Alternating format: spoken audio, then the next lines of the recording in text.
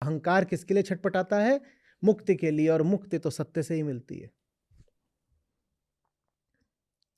तो एक ही परंपरा हो सकती है, सत्य। और वो परंपरा कहती है कि हमारे पुरखे भी सत्य के लिए जिए और मरे, और हम भी सत्य के लिए जिएंगे और मरेंगे। यही परंपरा, इसके अलावा और क्या परंपरा होगी?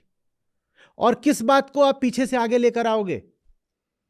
और किस बात को कहोगे कि इसका अनुपालन हमने अतीत में भी करा और आज भी करेंगे? यही चीज है जो अतीत में भी करने लायक थी, आज भी करने लायक है, और भविष्य में भी करने लायक रहेगी। क्या?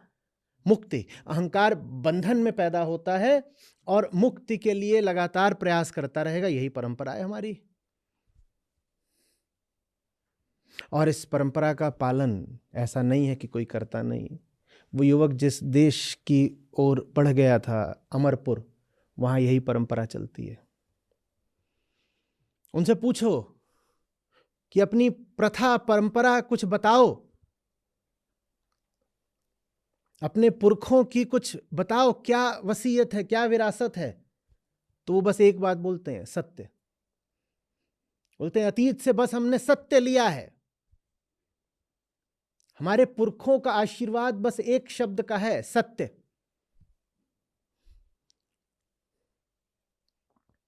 अपने पूर्वजों से बस हमें एक भेंट मिली है, सत्य, और बाकी ना उन्होंने दिया ना हमने लिया। ये अमरपुर की बात है।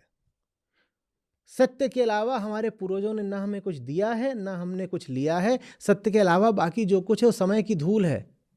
हमारे पूर्वज हमें वो क्यों देना चाहेंगे? कौन है जो अपने बच्चों को धूल सौंप कर जाना चाहता है?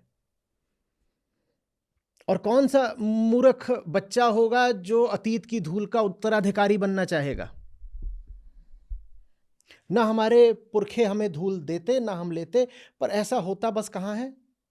अमरपुर में। जगतपुर में कुछ और चलता है। जगतपुर में तो यही चलता है, ये रहा पात्र। पात्र के भीतर क्या है किसी को कुछ पता नहीं। एक पीढ़ी दूसरी पीढ़ी को बस क्या सौंपे जा रही है? पात्र। श्री कृष्ण हमसे आज कह रहे हैं कि परंपरा से जो मेरी बात चली आ रही है, उसके बाद आगे बोला है राजा ऋषि विद्वान, राजा ऋषि विद्वान इसी परंपरा को आगे बढ़ाते रहे हैं। कौन सी परंपरा? मेरी बात की परंपरा। कौन सी परंपरा? गीता की परंपरा। श्री कृष्ण कह रहे हैं मेरी बात ही परंपरा है, उसके अलावा किसी परंपरा का सम्मान करने की कोई जरूरत नहीं। पार्थ, एकमात्र परंपरा क्या है? कृष्ण का वचन। उसके अलावा कोई परंपरा किसी अर्थ किसी मूल्य की नहीं है। तो ये जो पहली बात श्री कृष्ण ने कही वो समझ लो अमरपुर की हो गई। एक ही परंपरा, परंपरा नहीं दूजी, बस एक परंपरा। क्या परंपरा? परम ही हमारी परंपरा है। परम माने जो उच्चतम है उसको ही परम बोलते हैं। परम ही हमारी परंपरा, उसके अलावा हम बाकी सबको अतीत की राख मानते हैं, कोई लेना देना नहीं। एकमात्र परंपरा कौन है? परम मात्र। श्री कृष्ण कह रहे हैं परंपरा की जो मेरी बात है, ऋषि विद्वान इसको जानते रहे। और उसके बाद थोड़ा जगतपुर का भी हाल बता देते हैं। कहते हैं जगतपुर में लेकिन मेरी बात नष्ट हो गई। जगतपुर में बात क्यों नष्ट हो गई? क्योंकि वहां सत्य की जगह सत्य पात्र चल पड़ा। जहां सत्य से ज्यादा मूल्य सत्य के पात्र को दिया जाएगा, वहां परंपरा के नाम पर बस प्रथाएं बचेंगी, रूढ़ियां और पोथियां बचेंगी। समझ में आ रही बात? तो सत्य की परंपरा अगर आप कहीं पर पाओ कि आवृत हो गई है, विलुप्त दिखाई दे रही है, छुप गई है, आच्छादित हो गई है, तो उसकी भी वजह यही होगी कि अतीत की दूसरी सामग्री को हमने परंपरा बना लिया।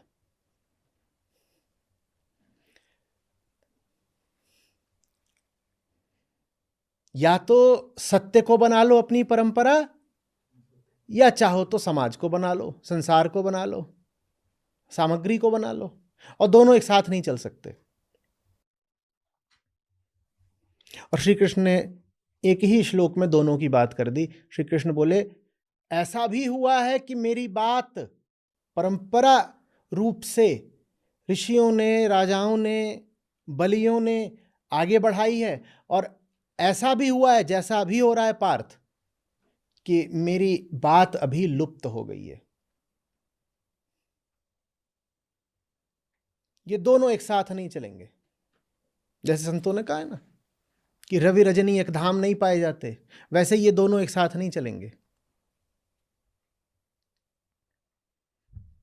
परंपरा या तो परम की होगी या परंपरा के नाम पर प्रथा चलेगी।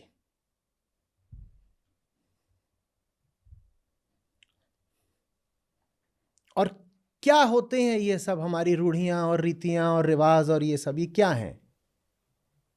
ये किसी समय किसी मनुष्य द्वारा किया गया कोई कर्म है जो दूसरे लोग किसी वजह से आगे बढ़ाते गए। वही जैसे कि खिड़की से झांक कर देखा पात्र में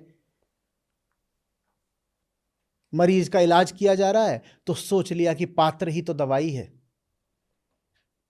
पात्र को ही दवाई समझ लिया। ये यहां पर ग्लास रखी हुई है, देखा कि इसको होठों से लगाने से, ऐसे करने से प्यासे की प्यास बुझती है। और ये सब कहां से देखा? दूर से देखा। अपनी प्यास तो बुझाई नहीं, बस दूर से देखा। तो जब पानी वानी पी करके मैं यहां से चला गया,